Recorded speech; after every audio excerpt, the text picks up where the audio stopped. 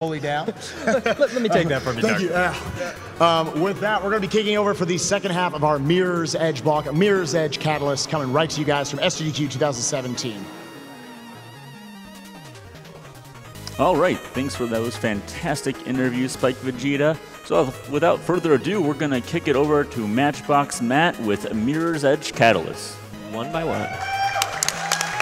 Oh, I can hear myself. Sweet. Nothing's started yet, by the way. So I thought I would start off this run with a really lengthy load screen. No.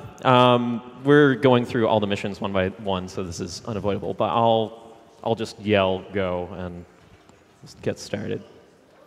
Woo! Shoutouts to load screens. It's a pretty fresh load screen.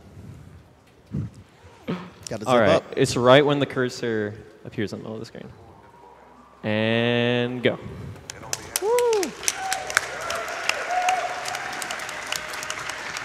So, hey guys, welcome to Mirror's Edge Catalyst. This is New Game Plus, and we'll just start off with a roll call. I'm Matchbox Matt. I am John Carls. I'm Black Belt Ninja. I stuck around. And I'm Alex, HXC15. Yep. And this category, New Game Plus, is when we take a completed save with all the skills unlocked, and we proceed to play through each mission one at a time in the mission replay screen. This first mission release is by far the most difficult. Tons and tons of stuff is going to be going on, so I'm going to be mostly turning it to the guys behind me for all the commentary. Yeah, we're going to have to blitz explaining some tricks just because there's a lot going on in the first part. But once we get through this, a lot of it sticks around. Yeah, there's a ton of stuff. We got a little bit of everything in release. Coming up here, we're going to do a warehouse skip. We're pretty much just going to jump on top of a warehouse instead of going through it, which skips a bunch of tutorials and stuff you don't need to worry about. Yeah.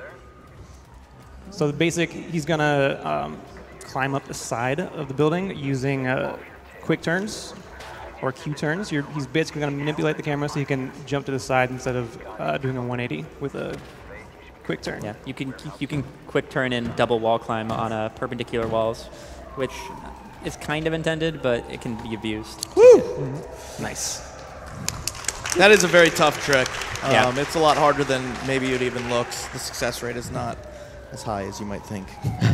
So that was awesome. But once you're up here, it's not over because we still need to get over a pretty critical gap using a wall boost, if you want to explain that. Same thing as the first game of wall boost. The game kind of sucks you in.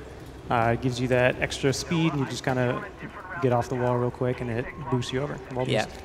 All the walls kind of have magnets that pull you in. So yeah, just jumping quick enough out of that wall run is what makes sure that you maintain your speed. And then coming up here, we got a ledge board. He's going to springboard off the ledge just like that and get sucked in the corner. Wow. Yeah, that's really hard. Kind of really handhold good start. mechanics there, yeah. The game just kind of wants you to get on that ledge. Yeah, something about corners just have really weird collisions. So you can, if you aim toward corners, you'll really magnet it up and get the step up that he wants to get. Yep.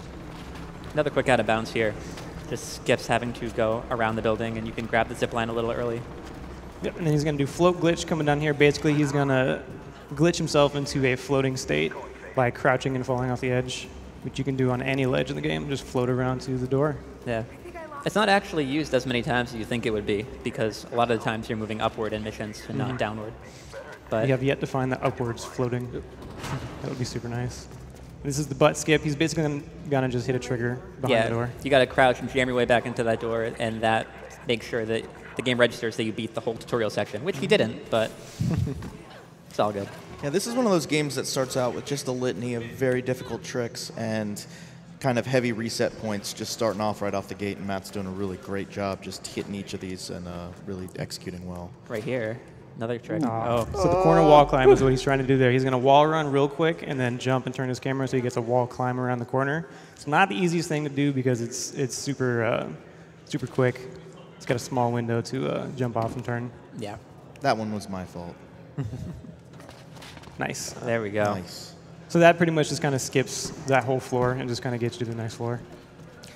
So do you guys want to explain kind of what abilities you take over into New Game Plus that help you do a lot of these tricks and tech? Well, basically, you got a skill tree in this game, unlike in the first game. So you have to unlock a lot of your basic parkour moves that you can do, like rolling and quick turn itself. among combat upgrades where you do more damage and other movement things. You mentioned the grappling hook. Grappling hook, yeah. So you get a couple mag upgrades, the mag hook or mag rope. Yeah, mag rope, I think. Mag rope. You can only use the mag rope in certain situations. That's specific lock-on points, but normally you don't have those. It's used to block story progression in the any %, but in New Game Plus, you can just use it for movement. Yep. And the hardest is behind us. Good job. You can get stuck in release because there's so many things in it, and this just feels good once you get out here. Yeah. It's worth noting that anytime that you're in a building, usually each floor has like a ton of running around. You can see all the red stuff. There's runner vision in this game too. And the game kind of guides you all over the place, but if we're ever in a building and you see me jumping up to the next floor, you can assume that I'm skipping a lot of content. There's a lot of interesting things that changed from Mirror's Edge to Mirror's Edge Catalyst, but a lot of things that almost stayed the same. Like in the original Mirror's Edge, you could get to full speed using abuse of a mechanic, the side jump boost, but in this game, it's an intended mechanic. You can get to full speed instantly, wherever you want. All right. Yep. Awesome. Whew. Great release. So do you guys want to tell us what the story of this game is? Like, what is going on here? Other than just running around a bunch of Gap commercials. I'll let you guys take that one. I don't know. I think you got this one covered. Well, we usually skip a lot of the story. There's a lot going on, yeah. We're trying to save the world. Pretty much. Nice. It's a very unique story. It starts off with you having to a couple tutorial missions where you're learning the ropes, and then you go into some missions where you're repaying a debt, and then while you're repaying your debt, some stuff happens to your friends. And meanwhile, I jumped to my death. And oh yeah. So what that was, you pretty much just skipped the cutscene and got the teleport trigger that would happen after the cutscene. For whatever reason, landing in that area just skips it. Yep. Yeah, sometimes you'll see him jump off of a building intentionally to land somewhere to hit a landing zone for a different area and trigger that. So not all of the falling is intentional. Yeah. Another cool little speed tech here is just springboarding with a ceiling above you. Gives you horizontal momentum too. So you can use that in a couple of locations to gain a little bit of speed. Get to see a little bit of the combat in the game here. A lot of kicking people in the face. Yeah, you do more damage when you come down from the top, as well as if you kick off of a wall run or a wall climb. Yeah, so the combat ends up coming down to finding a wall and just sticking to it and letting the guards come to you a lot of the times. Which you'll see here, pretty much.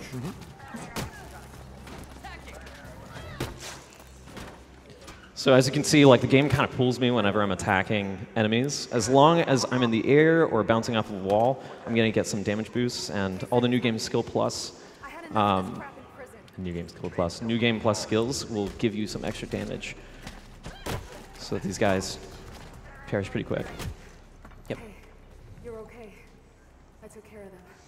So that's the first basic mission for your heavy combat tutorial, and then this next mission, Be Like Water, is known for trying to teach you flow combat, which is the game's way of trying to let you defeat enemies while also still running. But there is a skip for it. Yeah, we have something really cool. So we have a runner named JD who comes up with these crazy skips. And they're notorious for saving only like 2 or 3 seconds, but they look super cool. So, and they're also tremendously difficult, but we're going to go for it. I'm there. Sometimes you got to go for it. Yeah. Before that, there's one quick thing. Do you want to explain? It's the collision boost. Do you want to yeah, the C boost coming up, collision boost. Basically, if you do a wall run and you collide with an object and jump off, nice. You get a little boost. You get to go a lot faster than just a normal wall boost, which you can chain through bunny hops. Yeah, bunny hops are really weird because it's not the first frame that you need to jump off of. It's just a specific frame right when you land, and you can maintain your speed from the wall boost with that jump. So you have to use spacebar. You can't just spam the scroll wheel like you would in the original Mirror's Edge. Yeah, there's the input threshold. You can't actually do it at all. Ooh, got it. Good stuff. That's good. That's a lot harder than it looks. If you don't jump off that wall quick enough, you won't maintain the speed for your wall boost. And there's also a lot of stuff in your way that could stop you from getting the wall boost. So, yeah, guys, we did it. We saved 3 seconds. Woo! Let's go. So, Matt, you said in your interview that a lot of people criticized this game critically when it came out. What are the things that you would say to people that maybe kind of just wrote it off when it came out in terms of wanting to play it? I know you're really passionate about the game. It's no secret. I absolutely love this game. And I think a lot of people didn't give it a shot because most of the reviews were like, yo, the story's not too hot. But the gameplay is so good. But Yeah, the story clearly stuck with you with that explanation. Dude, saving the world through parkour. Yeah. So this mission is pretty much the first actual mission. The first 3 were kind of tutorials and everything. It starts off with a bang. We got a really difficult wall run that he's going to try to do over a really large gap. Yeah, we really got to rely on the magnet to get over this. Yeah, nice. So that's not very easy. Then we skip a couple floors. Yeah, and that's just the double wall climb coming into. And now I'm on a timer. Ah. No, it's fine. I have to get around this elevator as fast as possible so I can attempt this clip that was found very recently. It was added in the past couple weeks. Yeah, something Matt said earlier kind of sticks with me because I've watched him play this casually a lot, and sometimes it's really hard to understand what's going on because it's pretty chaotic. But anytime he's jumping up a wall, perfect. That trick is crazy hard. So, and it skips having to open the elevator doors and climb up some stuff on the sides. So it saves quite a bit of time. Yeah. I'm sorry. No, that's awesome. I'm sorry. I was just going to say, anytime you're climbing up a wall, like you said, and going to a different floor, you're actually skipping a considerable amount of content. And it might not be obvious to a casual viewer, but he's really doing a lot of this as unintended. It might just look like, oh, this game's intended to be parkour, and it is, but he's doing a lot of extreme things to skip different floors and different sections entirely of intended play. Including stuff like this. Yeah. That's another example of the corner being used to pull you up really well. Yep. And then the double wall run to save some time and cut some corners. Wow. There's pretty much a lot of just getting to the second floor by a much quicker route than intended. Like, usually the red will tell you to go around a room, so they make like 3 extra rooms for you to go through in a lot of levels, but you can just kind of get to the second floor. Jumping up. This girl's definitely going to deal with arthritis when she gets older, though. I'll tell you that much. Oh, Lord. And then this is another example of using the interact to really slide you to where you need to go. The interact key gets you through that. Yeah, interactables are kind of broken. Also, this room is like a minute long, and Runner Vision guides you through all these vents and stuff, but we do it in like 10 seconds. It's awesome. You might notice that each time that I'm going on a staircase, the screen is vibrating because I'm mashing jump, and it pushes me up the staircase even faster. I grab onto those instead of doing a double wall climb so that I can get a smooth entrance into vents. It's the tiny stuff that counts. I think Galaxy just had an aneurysm. He hates that. He would not be pleased. This would be a good time for a donation. Absolutely. We have $100 from Tier Warrior. It says, thank you so much for running Mirror's Edge Catalyst. I waited years for this game after playing the original, and seeing it here being broken this way is great. Good luck on the run. Put this towards Emily's story in Dishonored 2. $100 from Anonymous. Love GDQ. This is awesome as always. Keep it up. Nice. So right there, if you go to the side of the window when you break through the glass, it actually is supposed to be slow motion, a little slow-mo cutscene. But if you go to the left, you can skip the slow-mo. Some cool bunny hops right there. You'll see this is what the slow motion would have looked like. This is one of the slow motions you can't skip. Yes, there is a trigger or a checkpoint on the rope that you have to get to continue the mission. Yeah. There's a couple other occasions where we burst through glass, and we didn't really point it out, but yeah, as long as you look away from the center, you skip that slow-mo cutscene. This is also affected by New Game Plus skills. Since we have the mag, we can get to the end of the mission even faster by taking this little shortcut. Yep. And 80% you'd go around the buildings, but New Game Plus gives you this luxury. Any% has a lot of really cool tech, too. We figure out ways around not having double wall climb or quick turn to gain the height that we need for certain things. But the first half of the run is very different since we have all the skills unlocked. We won't have all the skills normally in any% until Flytrap, which is about halfway through. Yeah. And we are done. So that's the 4th mission, right, out of 15? Yeah. So Savant Extraordinaire, if you blink at the very beginning, it's going to pass right by you. This mission is completely broken. Normally, you go up this elevator, and you go to this other building, and then you have to play through all of this stuff. It's like a 5 or 6 minute mission, but we skip all of it, and I'll just show you how. You can do this at home. It's really easy. Yeah, it's one of my favorite missions in the game, just because of how quick it is. So it's kind of annoying, though. Yeah, we grab onto an imaginary rail. It's in there, and then I'm going to establish a checkpoint. So yeah, if you stand still long enough, the game will checkpoint you. Yeah. So this is a frame-perfect jump right here. But if we get it, then we skip the entire mission. So normally you'd be going up through the tower and everything, but instead you can just corner wall climb. Nice. Wow. Nice. That's really hard.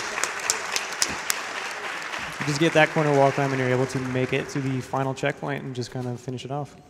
Another thing I would say to note is that the Mirror's Edge Catalyst community actually judges themselves by in-game time. So a lot of times messing up trips like that kind of doesn't penalize you quite as much because the loading times don't count towards your time. Mm-hmm. Yeah. We had people develop an automatic load remover, which is awesome. But yeah, the mission finished, by the way. Nice. That'd normally be like a 4-minute, 5-minute mission. Yeah. Maybe. Just cheating. I am. So I went to the very last checkpoint, and it's just the way the checkpoint system works in Mirror's Edge Catalyst, is that sometimes you have these checkpoints that you have to hit or else the mission won't progress, and then other times you can run to the end of an area and it'll allow us to continue. So Benefactor is one of my favorite missions just because it's super fluid if you can do it well. And there's not super big skips in there. There's a new tech that we get to use, the map turn later on, which is very similar to Q-turning, but it's a bit more precise because you can use the map to rotate the camera. Yeah, so right there, he just used double wall climb to skip a lot of ladders. Like in the first game, if we can avoid ladders, we do. That was a nice little optimization. Nice. That's really cool. Yeah, something that's only possible in New Game Plus. And then coming up here, he's going to do another just set of wall climbs. That's going to put him... again, it just saves a lot of having to go around in circles. This double wall climb right here. And then he's going to briefly go out of bounds using the springboard. Oops. Sometimes this gives you a hug. It doesn't want to let you go. But that's actually out of bounds, very, very briefly. Hugs are nice, though.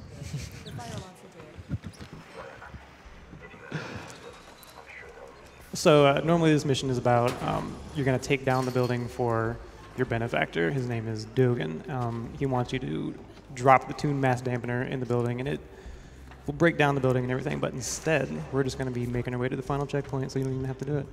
Yeah. It skips a good 5 minutes. And it saves the building. Saves the building? Wow. Fire alarm prank. Yeah, so speaking of fire alarms, we're about to trigger one right now. And we have the means to get up here even faster with out of bounds, but because of the checkpoint of that vent, we have to go through there. Otherwise, you won't be able to hit the fire alarm.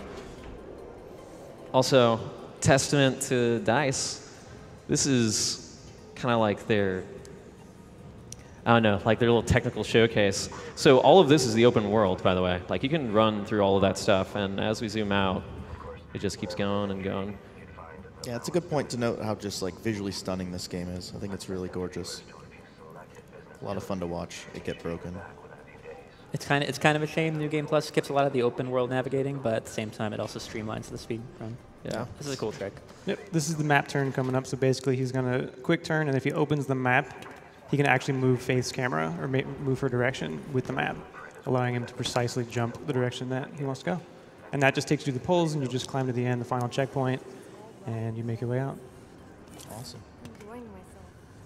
So while you go down, Matt, I think we need to ask the question everyone's asking. What's it like being the Orlando Bloom of speedrunning? Well, no comment. No comment. That's fair. Oh. This would be a good time for a donation. Absolutely, and we're getting quite a few of them. With $40 from Tamoa, says, "Hey Matt and Alex, hi from the Catalyst Discord. We eagerly await your fantastic wall kicks. Don't mess up Flytrap. And finally, World record? Check. His own emojis? Check. Beautiful voice? Check.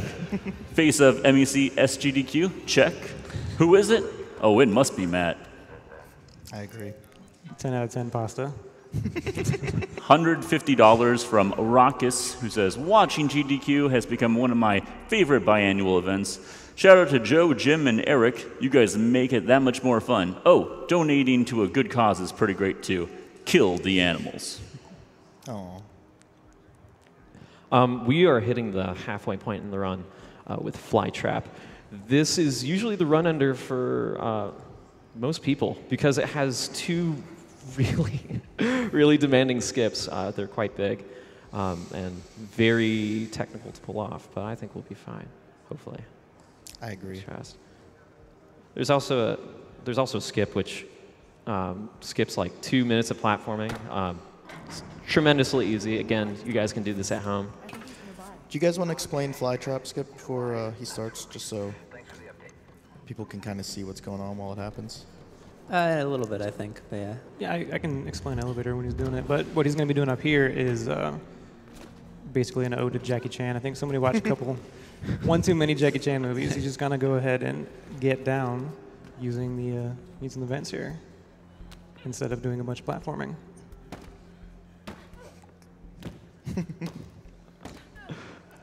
That's really bad for your wrists. There you go. Now he's going to be doing an elevator skip coming up here. Basically, he's just going to skip riding in the slowest elevator in the game by wall running and wall climbing into a really small ledge in the corner of the room, allowing him to climb the shaft without using the elevator. Yeah, it saves like roughly 30 seconds or so. Don't try this in the hotel.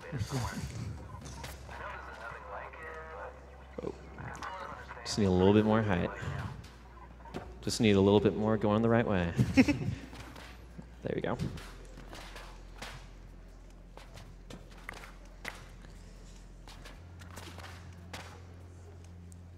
Oh, okay. So what I'm trying to do is I'm trying to angle my camera perfectly so that it initiates a wall run opposite from where I'm jumping toward it. So sometimes you kind of bop the pole there, and it won't let Faith run at all.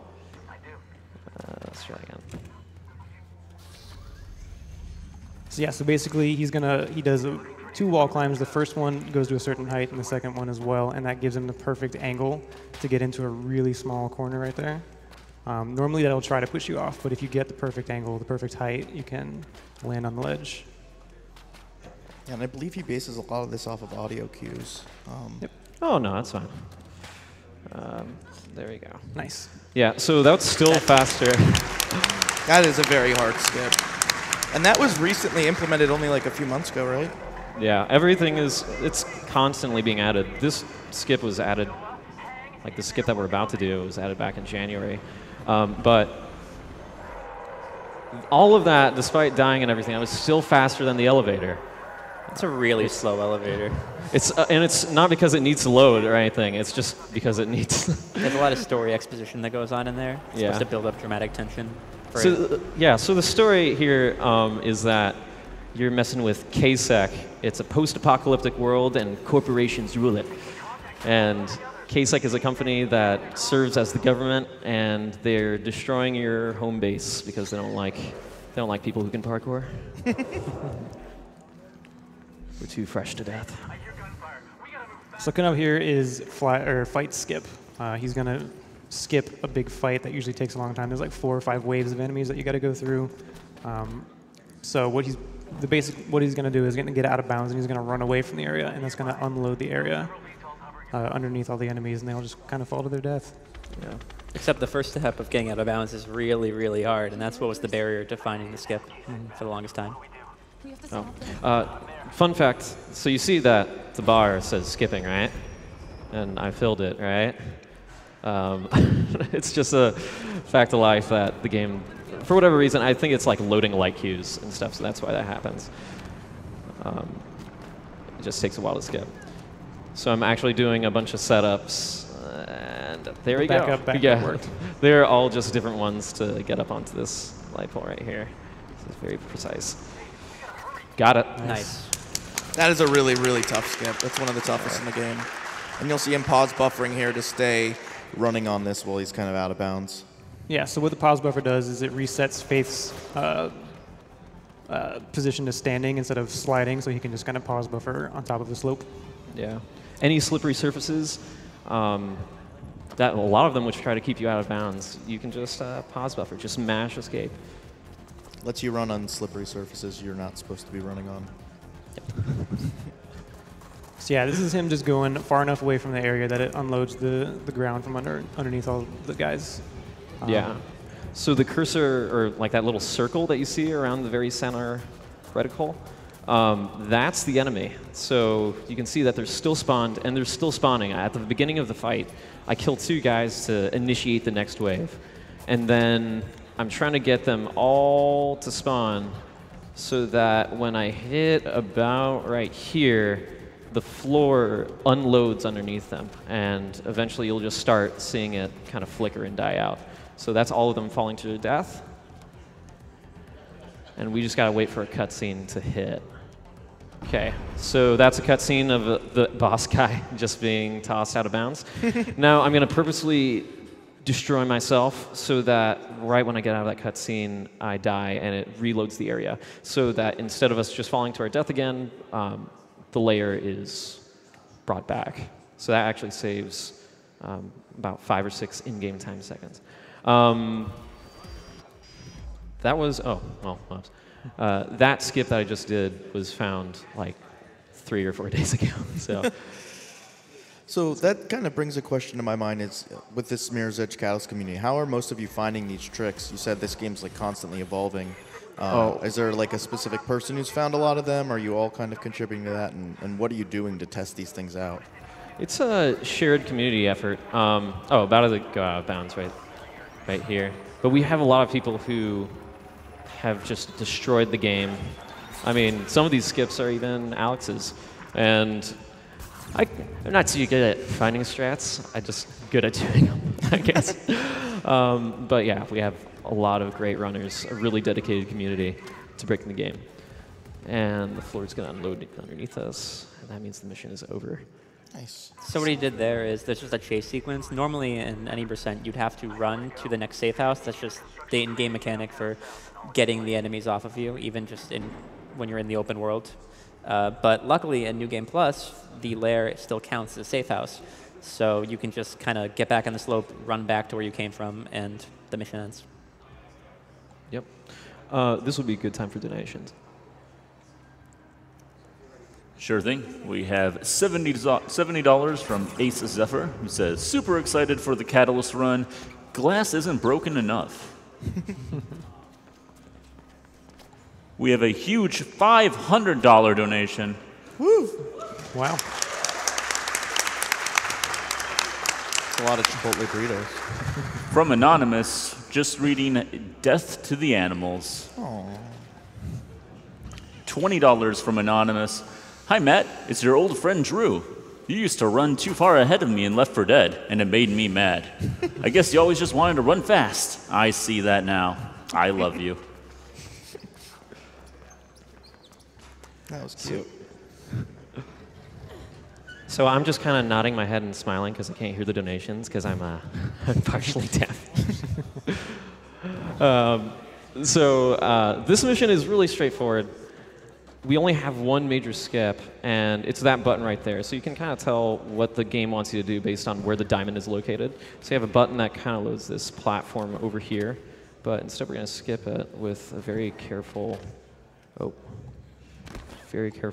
corner wall run. Yeah. Got it. Nice. Nice. Saves a few seconds. It's similar to the corner wall climb, but you just wall run around the corner instead of wall climb. There's so much going on in this run, it's almost hard to appreciate just each trick. I mean, you guys are just constantly sequence breaking this game. Yeah.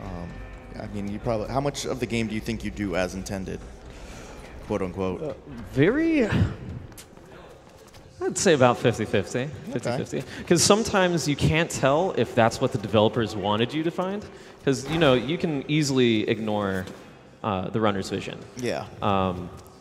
Usually it's when the game won't let you progress unless you hit a checkpoint that we realize that we kind of broke it. So for instance, we can actually get to the end of Sanctuary much faster.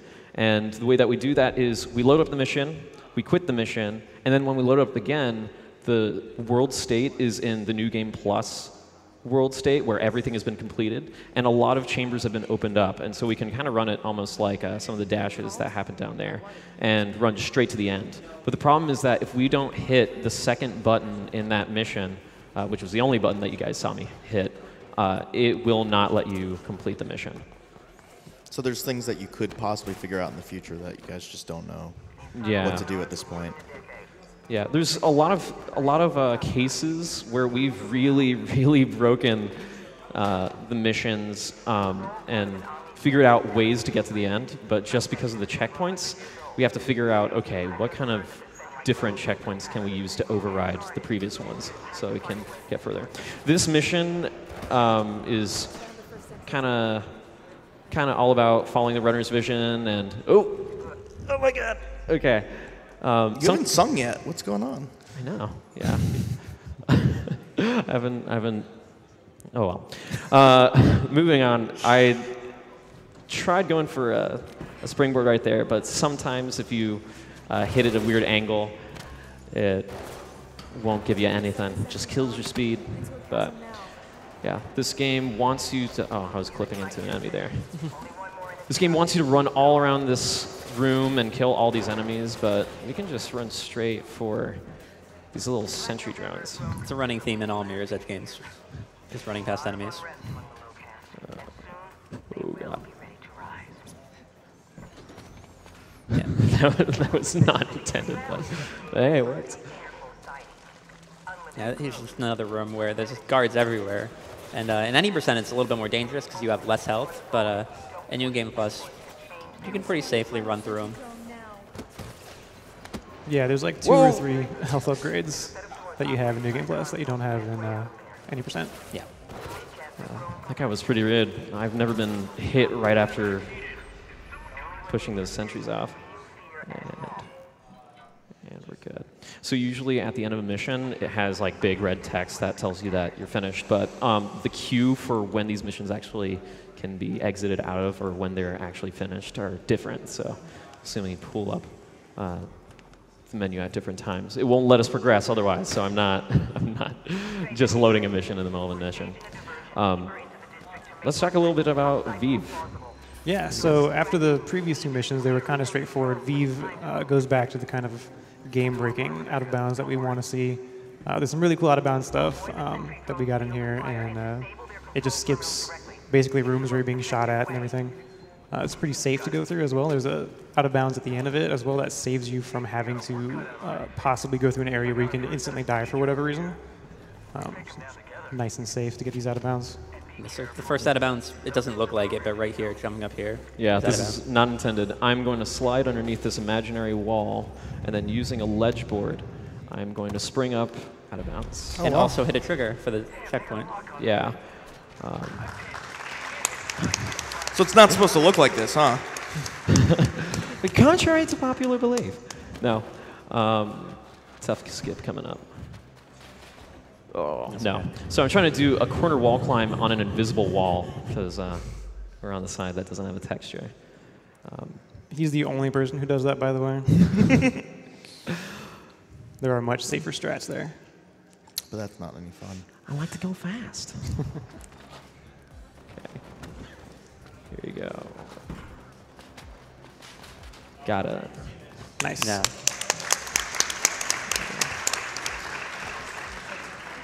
The cool thing about this trick is you can literally see the rooms that we're skipping. Yeah. Like, Now it's just a matter of getting back inbounds. But luckily, this wall is very generous, so we're Yeah. good. Which is not normal, actually, because in a lot of out-of-bounds skips, especially in certain later missions that we found, or potential skips, we haven't figured them out just yet, there's two-way collision, which helps us stand on these out-of-bounds places, but it also prevents us from going back in. So we're really fortunate to have that little gap there. And we've also found out how to get all the way up here, too, with out-of-bounds, but it's significantly slower. So sometimes it's just faster to platform efficiently. That skips this room here. Yeah, you can get a wall climb from that pole. It seems like you should be wall running from after the pole, and that's definitely what they intended, but you can't get the wall climb. Yeah. Huge skip right there. It really doesn't look like it, but grabbing that invisible floor is a huge workaround that you just skipped. Yeah. This is, that's called turret skip. We're supposed to run around this building and disable these turrets that take minutes, but instead, and here's one more, we clip up to the next floor above us and skip all that platforming. Now, by hitting that button, I'm now back on track with the game. The game has caught up with me. So you can see like the runner's vision is back a little bit more. Now this room is kind of tricky. You actually don't want to go too fast through here because if you get to the crane a little bit too quickly, it'll break it and it won't progress. So you kind of just want to run through it. Yeah, I got a really good collision boost right there, so I actively have to slow down. Or else you'll just be sitting there, hanging there, wondering why it's not going. And grabbing the left side of this crate is intentional because that'll help you get a nice vault onto this rooftop. Yeah. It's also important to note that Faith has some pretty fresh kicks on, so. Yeah. One of those fresh kicks includes clipping into the floor right there. Also, we're back out of bounds. Oh, yeah. We were out of bounds for like a hot second. But also, we're back in bounds now, so it's fine. Yeah. We squid some stuff. You can just trust us. Okay, but we're back out of bounds now. Yeah. This is actually out of bounds. Here's an invisible wall. Oh, nice. And some tough corner wall climbs coming up right here. Got it. Okay, now we're on an invisible floor, and this is the trigger for the end of the mission.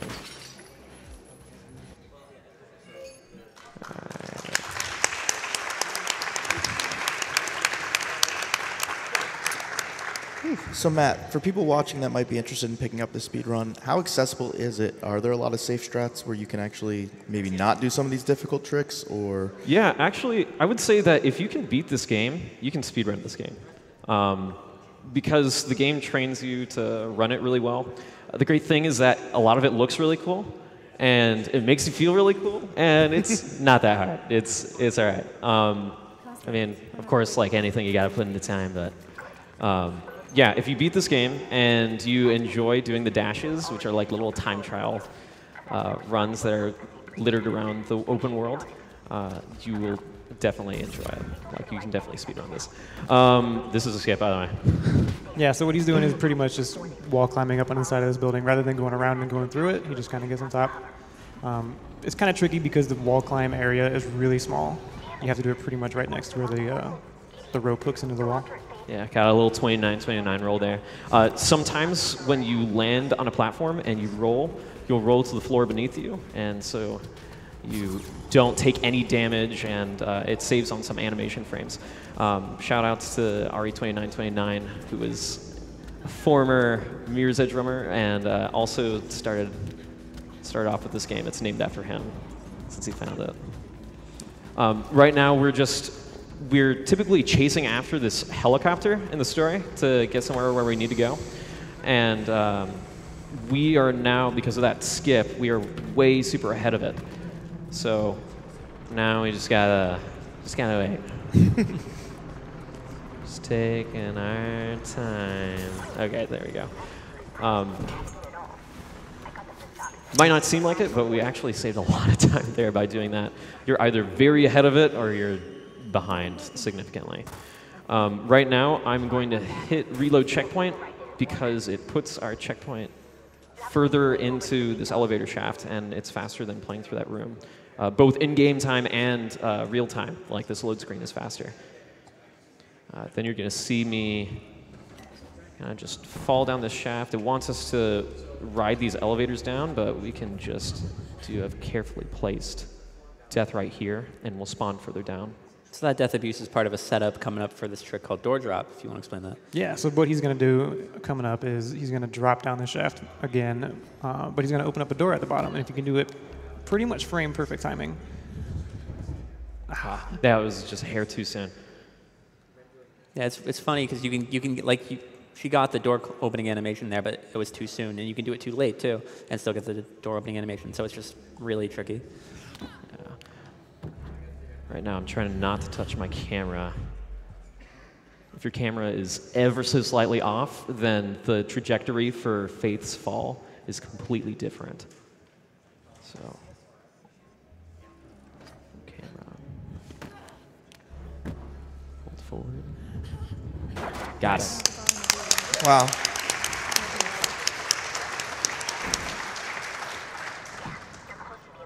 So that just skips an elevator that you'd have to take down. That would be really slow. Yeah. What's up with the elevators in this game? I don't know, because there's an elevator right here too, but, huh. It's like a hotel elevators here.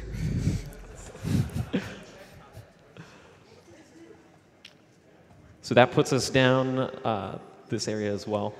When we first were trying to break this mission, we were using float glitch, because float glitch was found pretty early on when this game released. And we quickly realized it's just faster to fall to your death than it is to float at the speed of a crawl for several minutes, because the building's really tall.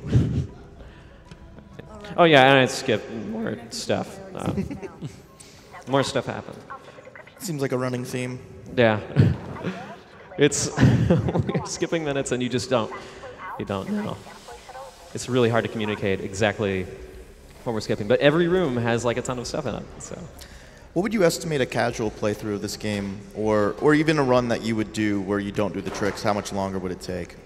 Well, my casual run through, the very first time I beat this game was about 10 hours, and then, like I would say, a speed run where you were purposefully going fast would probably take 3. In New Game Plus, that'd be like, yeah, roughly 2 or comparable. But world record for this category is? Sub 50. Okay. So you're cutting like 2 hours of content. Yeah. Right now, I'm just trying to kill the enemies as fast as possible. Oh. Okay. Oh, these guys are very rude. Okay. Okay. I don't know. All who right, there we raised go. them. All right, so that now we're on a countdown timer for a train, and we don't have to fight this boss guy. In fact, he's clipped into the couch right there, and he can't get out. So we just stand and wait. And fun fact, we're waiting for this train, but the train is right there. It's just sitting, doing nothing. So we're just just chilling out. Mirror's Edge Cats, y'all. Who of us hasn't been stuck in a couch though? That support couch is really comfy. All right. So it's a really long white screen, and this is why we use in-game time instead of real time. The load screens can be a little notorious. In casual play, it's all right. Not bad at all, because you're running everywhere. But in certain areas, there's undocumented load screens. It doesn't look like a load screen, but it actually is. So we have to remove those in the speedrun.com leaderboard. So if you check on the leaderboards right now, you'll notice that the times don't match up between the actual run and then the leaderboard time, and that's because we're actively removing those. Coming up is probably the most important glitch in the game, so I would like to ask for quiet time. Plastic. There's a huge blast door blocking my way here. Oh, wait. There. Wow. You really ought to go see the machine, Plastic. Got it. So this is Moonwalk glitch. We just have to wait for this door to go down. So I mean, like, it's just free time right there. But yeah, just walk and then hammer the other side. Like, Okay, really somebody needs to explain what just happened and why it was important.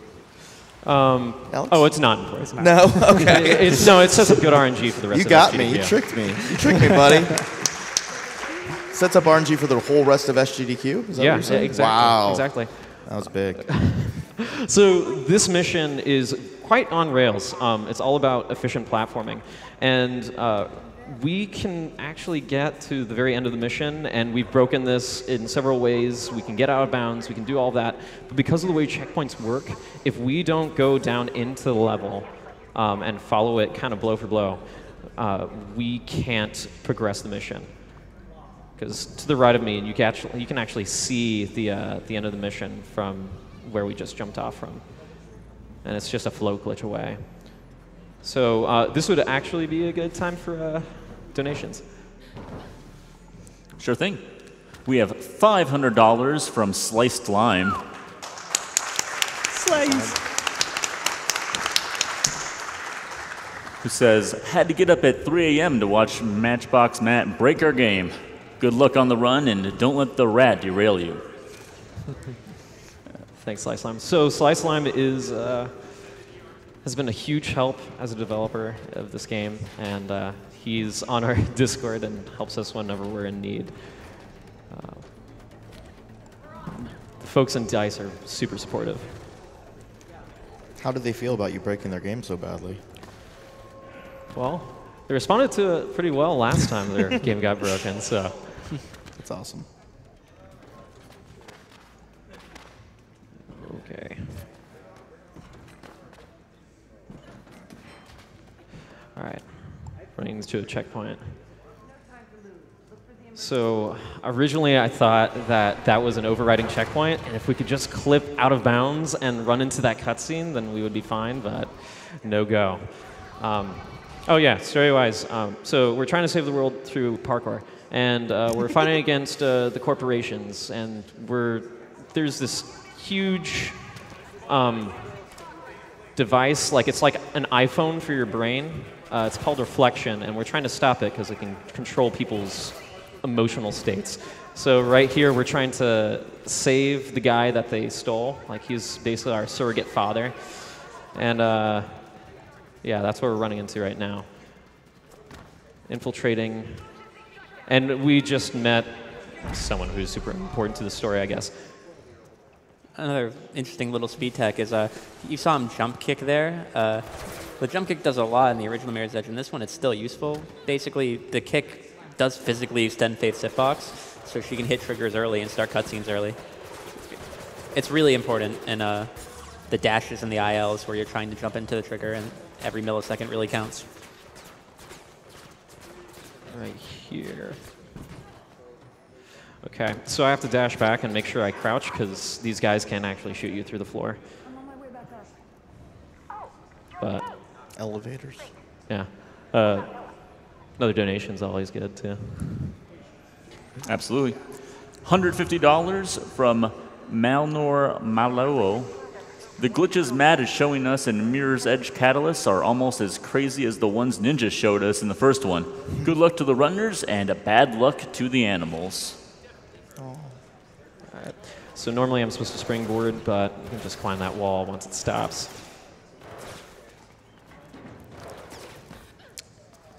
And okay, I'm gonna wait for that diamond to disappear. Okay, mission's over.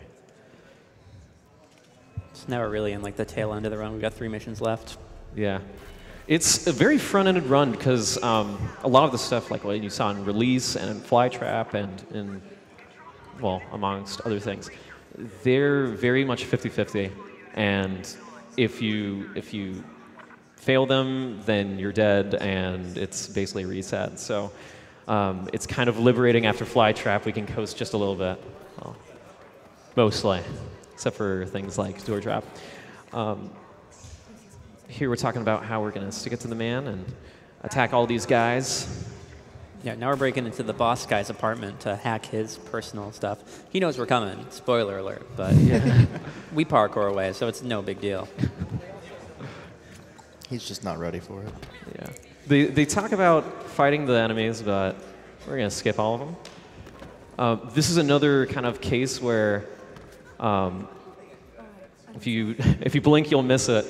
We're going to skip the entire first floor and the second floor as well. And here it is. Something interesting that you can't really do in the first game is you can wall run on a wall and then also climb up that same wall. You can do it in the first game, but it's kind of like a segmented trick. It's pretty easy, and it's used to skip floors just like that. Yeah. So in casual play, that's like a 2-minute room of just running through people. Even if you ignored all the enemies and just run past them, it really takes you all around the place. Do another 29-29 roll right here. So outside of the really difficult reset points, what would you say the hardest part about running this game is? There is a lot of tiny details. I guess we kind of gloss over it, but even the speed with which you climb stuff, like that's a slow animation of a climb. And there's a lot of wall boosting and bunny hopping. The time has gone significantly down because we take advantage of those things. Yeah. Something I think every Mirror's Edge runner glosses over in marathons is you can really manipulate. Oh, there you go, most important glitch. Yeah, if you come into, you can actually get out of here out of bounds. And there's no elevator for whatever reason, and there's no wall behind the elevator. This elevator is just randomly sticking outside of this building. Yeah, just to finish what I was saying, I'm sorry. You can really manipulate fast vaults of which kind of vaults you're getting, which kind of climbs you're getting, just by how you're looking at a wall and if you're holding W while you're looking at the wall. So that's really important, little details that not worth talking about usually. Yeah. Like where the camera's facing, essentially? Yeah, exactly. If you look like straight at a wall versus kind of like looking at an angle, you'll climb up faster if you're looking at the angle. So little stuff that's used constantly.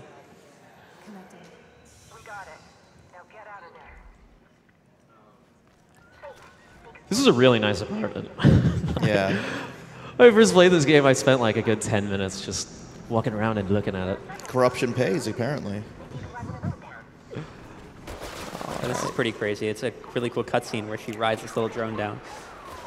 Yeah, it actually takes you down.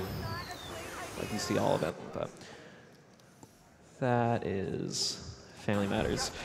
2 more missions. Yeah, 2 more missions. And Tickets Please is where some first-time runners get frustrated because after this game and all these really well-designed missions, you have this mission which doesn't work with the physics of the game.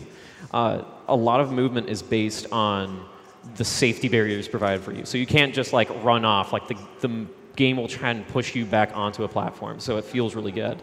But for this mission, like the tiny little platforms that you have to climb on can be detrimental because the game will pull you so hard back on the floor that it'll carry you over to the other side and dump you off to your death. So instead of doing any platforming on those things, we just climb on top of those instead. Those like little things I was climbing on, I was supposed to pull down, and it was like a little platform. Another interesting little speed tech he's doing is to get enough height to grab those, he's actually coiling. Oh, that's cool. He actually cancels the stumble there using the door. But coiling in this game is interesting because although it does slow you down your forward momentum, it also gets you a little bit of height. So you can use that in a lot of places to get up higher and grab ledges you're not supposed to. What are you doing to stop these fans? Oh, I'm using a disruptor, which is just like a little skill that you get in the mission. That's the only purpose, is to destroy fans. Yeah, again, that's just a barrier for the story-wise for you to not move forward into the world until they want you to. Sure. Yeah. But we have our ways. You can kind of mash through it and even walk through a moving fan, or what looks like it should kill you. All right.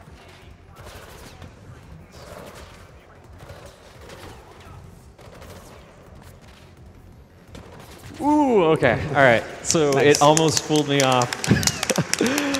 And that would have been really bad because we would have been warped back like a whole minute. Yeah, any death here, you go back to the previous button that you pressed last. So if you finish, or if you die at the next button, you have to go all the way back. Yeah. So right now I'm pacing my movement to a T to make sure that I can set up this final platform that I got to jump on top of. Yeah, the platforms are on cycles, so because they're moving platforms here, so it's important that sets it up right. There we go. Got it. So if you are trying this at home, I'm hitting coil to make sure that I grab onto these platforms since it brings you up. And what is coil? Coil is this. There you go. Yeah, it's just a part of the skill tree. Faith can't pull her legs up physically until she learns the skill, so. Man. Yeah. She's like been alive for a long time without being able to do that. She's had a tough life.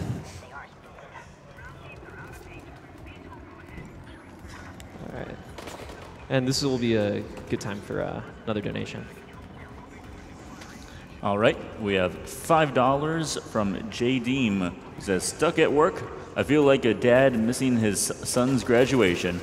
Good luck to my 2 baby boys. Send us a snap from the couch, Alex. Also, shout out to Sliced Lime, the dice dev who went through and made every cutscene skippable. All right, and when we touch that, the mission's over.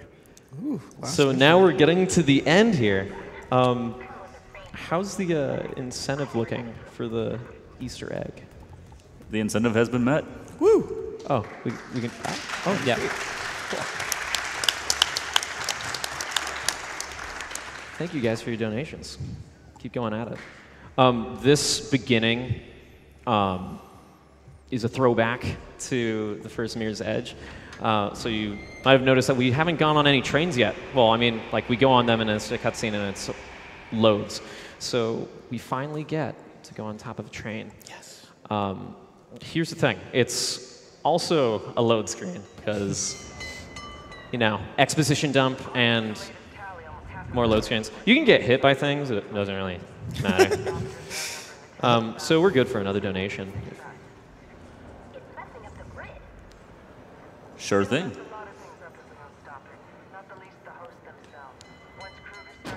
We have $150 from Mr. Z-Bub. GDQ events are always inspiring. I'm proud of what our community can accomplish. Keep doing what you do. GLHS. P.S. The animals are fictional. The frames are real. $25 from Jazzy250. Says, Mirror's Edge and Mirror's Edge Catalyst were two games that I used to rage about for days on end. Watching these games finish so fast is a form of vicarious living for me. Thank you for that. Money to Nisam Dorma, because who doesn't want to hear that after a Ratchet & Clank run? All right, so we're getting to the Easter egg right here. And this is out of bounds. Like, you're technically not supposed to be on this. Except for this little thing. Yeah, this is 100% not the right way to go. The game makes that very clear. So you really have to be going out of your way to travel on these rails. Oh, gosh. I guess they throw trains at you to tell you not to go there, huh? These are super temperamental, by the way. It's a lot harder than it looks, because if I hold forward too long, it's going to pull me to my death, just from the way that the animations work. It really wants you to grab and pull over into a vault. Is that? No, that's not it. Oh, no. Oh, okay, gotta give it another shot. It's okay. Fun fact, you keep on, if you get out of bounds, or if you climb to the top of this building, which is called the Shard, and float glitch all the way down here, like the collision just stops. So they really did never intend you to go past these 5 little notches. I'll say as you start this over again, I don't know anything about the story, but I'm really looking forward to the final cutscene again. The final cutscene is glorious. Okay, so we've been giving the story a hard time. It's kind of like the first game meets Michael Bay, and you know, like the first half of the game, like each cutscene is someone yelling at someone else. It's a really hard life working for the conglomerate all the time. So. But then everyone stops kind of taking themselves so seriously, and it becomes really charming. And that kind of comes to a head at the very end. What is that? Is that a pig? It's a rat. That's actually a giant rat. For Yeah. people who stuck around from the first Mirror's Edge run, the joke continues 8 years later. Yep. The rat train. And some of the that was an Easter egg. That's all there is to it. But to put it in Your perspective, donations. this rat has nothing to do with the story of the game. It just keeps popping up, though. Yeah. In the load screens, it tells you like if you see the rat the size of a car, you're playing the wrong game. Reference to the first game. So this mission, when I first played it, I just found stunning. It's so beautiful. It's so gorgeous. And a little auto-scrolly, but it's okay. There's some pretty big skips. Just keep your eyes peeled. You're not going to know when it hits you, I promise. But this is another good time for donations. It's Julie up here. That's due to a change in air density. I just looked it up. Oxygen content We sure do. We have a $100 donation from Anonymous. I'm a coach with a local parkour team and just had to donate during the Mirror's Edge games. Donation to Runner's Choice and a shout out to Parkour Generations Boston. What did you just do? I just despawned enemies. I don't know how. I've never seen that. That's awesome. That hallway is supposed to have enemies. Also, that entire first half, I was timing as quickly as I could to make sure that I caught the first cycle of that fan, and we got it. So This is literally my nightmare in real life, what you're doing. Have reached the top. And here's another little skip. All right. There we go. And then this is pushing me against an invisible wall, so that funnels me towards that. Yeah, there's some stairs way over there, but going over there is slow. Nice. So that's another little optimization, coiling up things and avoiding any kind of animation, but it's a little harder than it looks. And right here, yeah, he's going to use the wall climb turn on there. Instead of just jumping to the pipe, you do the wall climb turn to skip a trigger.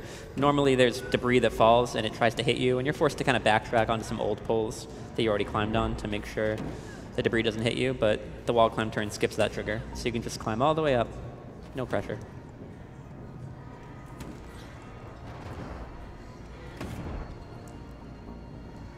All right.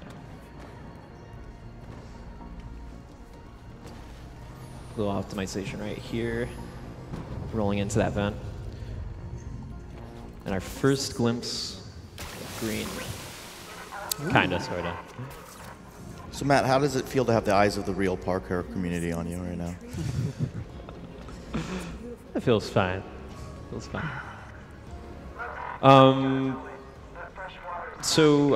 Fun fact.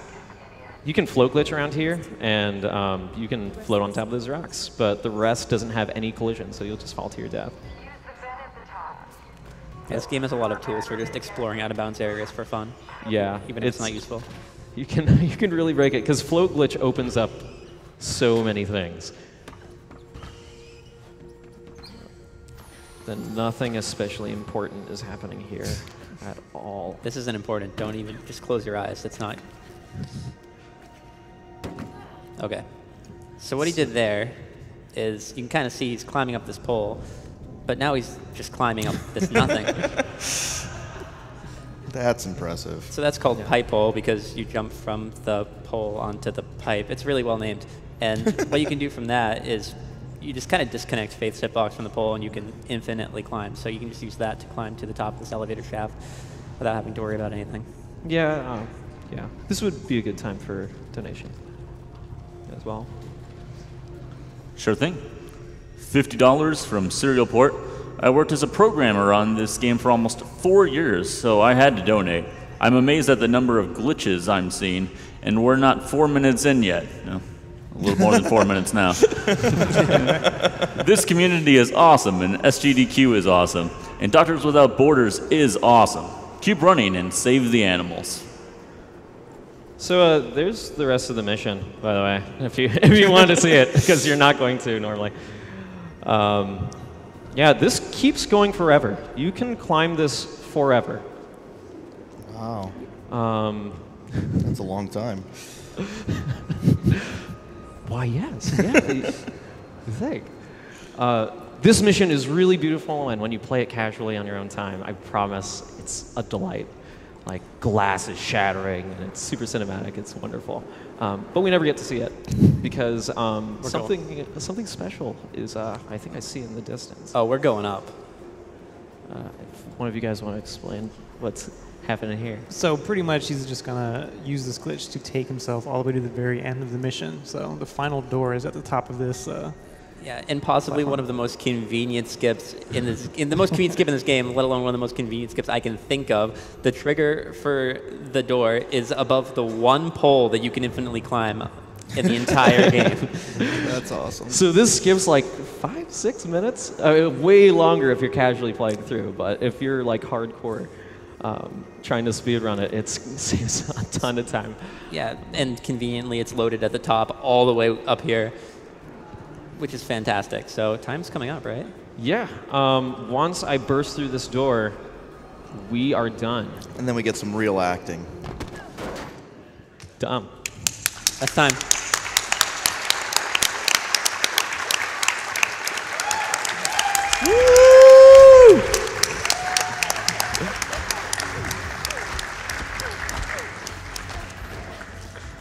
So, as is tradition, we like to kind of bask and enjoy this cutscene. Won't do the entire thing, just a little bit. Your name is Caitlin Cotter. Just You're the daughter Right in of the Erica face. and Martin. And my sister. I have no sister. You left me.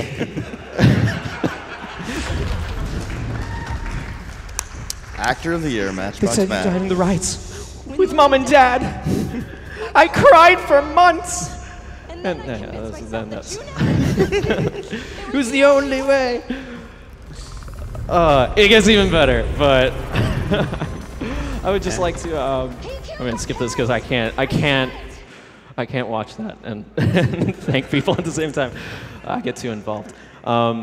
Thank you so much to the Mirror's Edge Catalyst Discord community.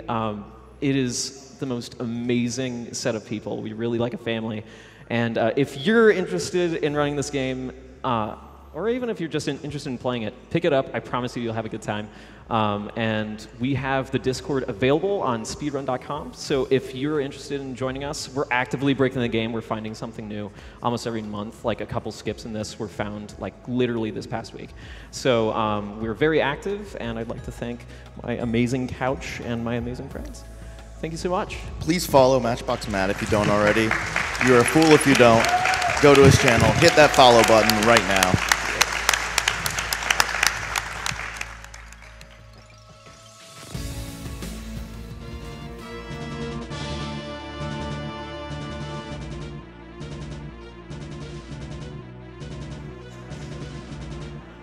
All right. Thanks, Matt, for that fantastic run of Mirror's Edge Catalyst. Coming up next, we have no levels early in Donkey Kong 64 by Kiwi Killa. Right now, we're going to throw you over to a quick Twitch ad.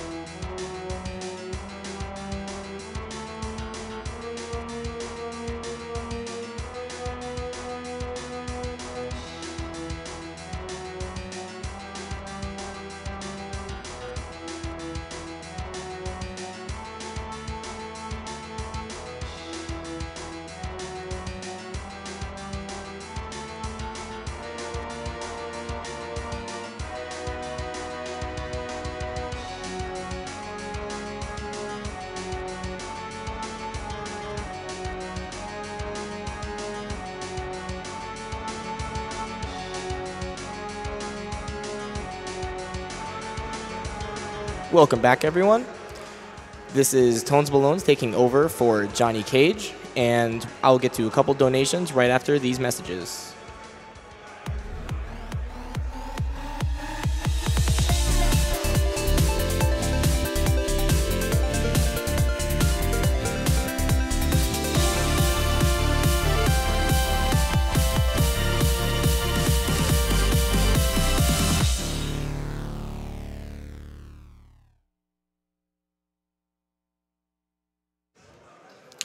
GDQ is sponsored with Humble Bundle. Humble monthly subscribers get over $100 worth of games for only $12 every month and get to keep the games, just like a regular Humble Bundle. The Humble Bundle Trove is a new collection of Humble Originals and other DRM-free games and is available to Humble monthly subscribers. The Humble Store offers over 5,000 games, and Humble monthly subscribers get a 10% discount on store purchases. The Humble community has given over $98 million to charity so far. Humble Bundle, Humble Store purchases, and Humble monthly subscribers all benefit charity. Humble monthly subscriptions and regular Humble Bundles both make great gifts. Individual Steam keys from any bundle can also be gifted to a friend.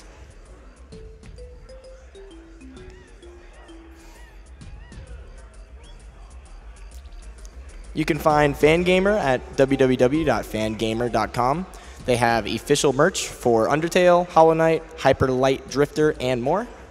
2 Earthbound books that will absolutely not help your speedrun time. Clothes, figurines, pins, plushes, and books. All profits from sales of GDQ merch goes to Doctors Without Borders.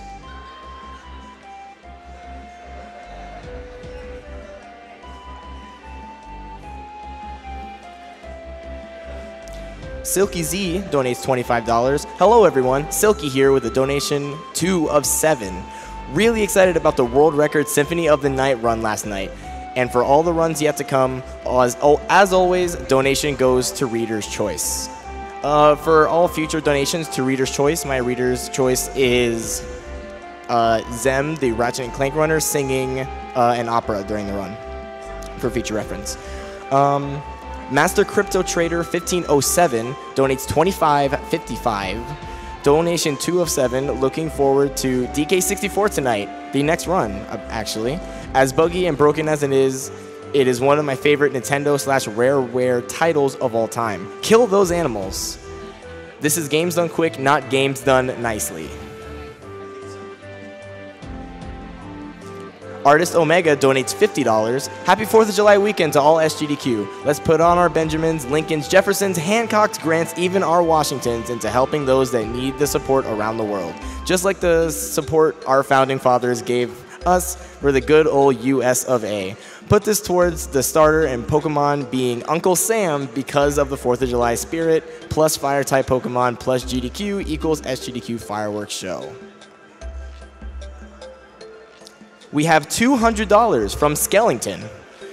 Been watching Games Done Quick since 2012. Thank you to all the runners, staff, and donors who make this awesome event possible. Watching this speedrun makes me want to try Mirror's Edge Catalyst. Put this donation towards matchboxmatt's choice. Howard and Nestor donates $25. I don't know what incentive to vote for, so put it toward Fiesel's choice, or Spike Vegeta's if Fiesel isn't available.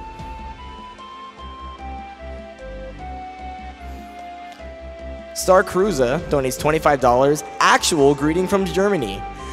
Thanks GDQ for messing with my sleep schedule, and very glad to support a good cause yet again. These Mirror's Edge runs always amaze me. Here's to many more great runs. P.S. We'll donate another $25 if the announcer can pronounce my best friend's name correctly, which would be Henning. You rock, my man. Ooh, I really wish I got that right.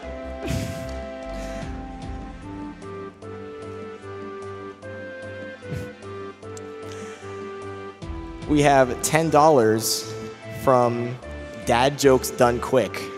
Dad Jokes Done Quick here. If Faith was a dairy farmer, how would she keep track of her cows? With a Mirror's Edge Catalyst.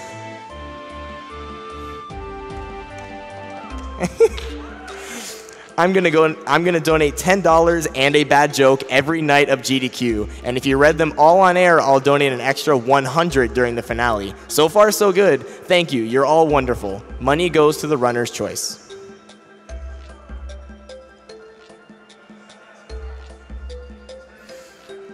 We have $150 from Anonymous.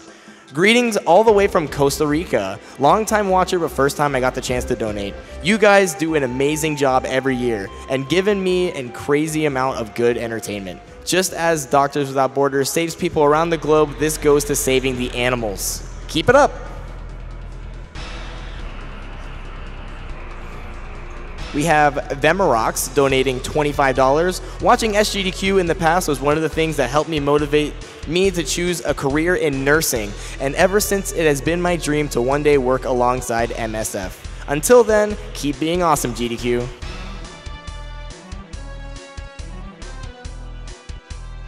We have $100 from Anonymous.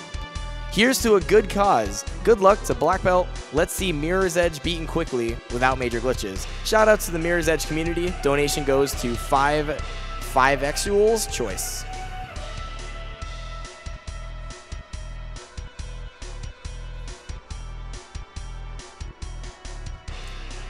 Nick Boyer donates $20. So happy to be donating to SGDQ for the first time. Loving these runs and I can't wait to see more.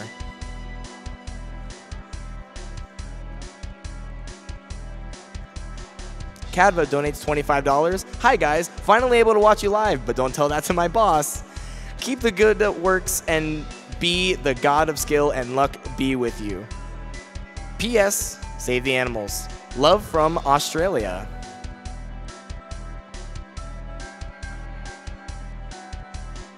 We have $15 from Lamer. Awesome to see you on SGDQ Jinja Ninja. Your tutorials for us newbies are super helpful. Shoutouts to T-Chops for the self-aware glitch memes. Put this towards D2 Corvo for the memes.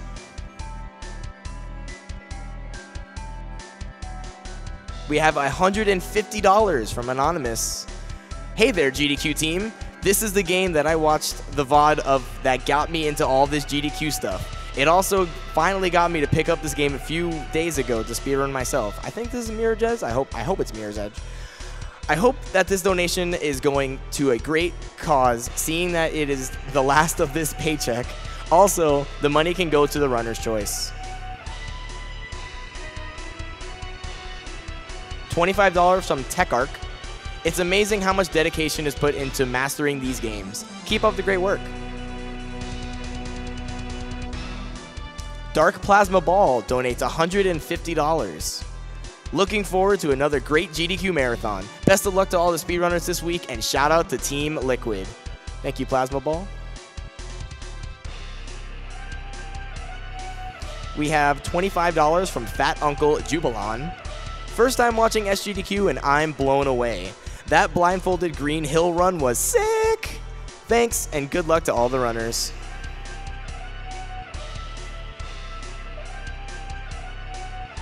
We have $5 from Nettie. First time donating won't be my last this week. Shout out to my boyfriend Jens, who's missing all of the fun of these runs.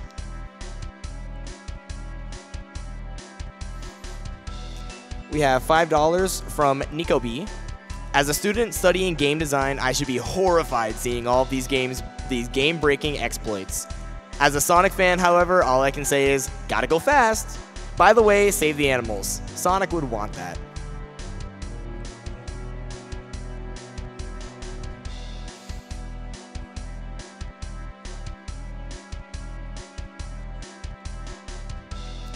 We have $5 from Brian. First time actually getting to watch SGDQ live, and it has to be at work. Crying face. But good luck to all the runners, and everyone have a nice day.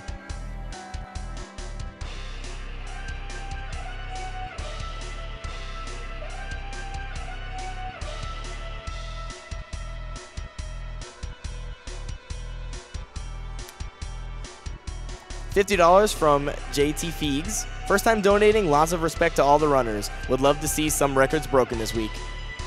I would too.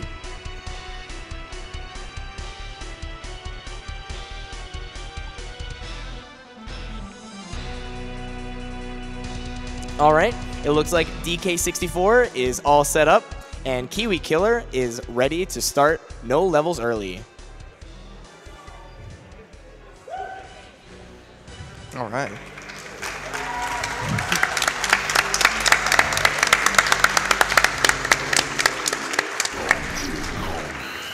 All right, so this is DK64 No Levels Early. There's going to be a lot going on very quickly that we will do our very best to explain. So just keep that in mind. This game is very, very broken. There's a lot of glitches, and we're going to be starting off with one right away that I will need about 5 seconds of quiet time to make sure that I actually do get the glitch. So without further ado, on 3. So 3, 2, 1, go. All right, hold on, guys. Hold on. All right. There we go. Alright, so right here, he's going to cancel the intro story cutscene on the menu. So by doing that, the intro story is actually running in the background as we're in the game file here. So as this is going on, we're going to be doing stuff on our file, and we need to cancel some fade outs, which happen at certain times, or it'll pull us back into that intro story. So the first one will be coming up at 55 seconds, and Kiwi has a timer that he's looking at himself, so he knows when these fade outs are coming up. My timer actually reset, so we're YOLOing this. Oh no. Oh no.